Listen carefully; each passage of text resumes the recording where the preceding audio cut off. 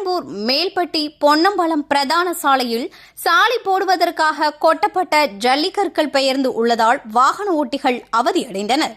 சென்னை வியாசார்பாடியில் இருந்து பெரம்பூர் நோக்கி செல்லும் பிரதான சாலை ஆனமேல்பட்டி பொன்னம்பலம் தெருவில் சாலை பள்ளங்களை சீரமைப்பதற்காக ஜல்லிக்கற்கள் கொட்டப்பட்டுள்ளன. இந்த ஜல்லிக்கற்கள் மழை வெள்ளத்தினால் முழுவதுமாக பெயர்ந்து வாகன ஓட்டிகள் வாகனங்களை ஓட்ட முடியாத அளவிற்கு சாலை முழுவதும் பரவி கிடக்கின்றன. இதில் இருசக்கர வாகன ஓட்டிகள் வாகனங்களை இயக்குகின்ற பொழுது ஜல்லிக்கற்கள் வாகனங்களை வழுக்கி விடுவதால் இருசக்கர வாகன ஓட்டிகள் கீழே விழுந்து விபத்துகள் ஏற்படுகின்றன. இதனை அடுத்து இப்பகுதி வழியாக செல்கின்ற வாகன ஓட்டிகள் மிகுந்த அச்சத்துடன் பயணித்து வருகின்றனர்.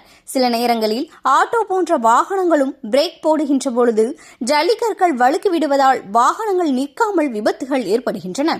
இதுகுறித்து இந்த பகுதியில் மாமன்ற உறுப்பினரிடமும் மாநகராட்சி அதிகாரிகளிடமும் பல முறை புகார் அளித்தும் இதுவரை எந்த நடவடிக்கையும் எடுக்கப்படவில்லை என பகுதி மக்கள் குற்றம் சாட்டுகின்றனர்.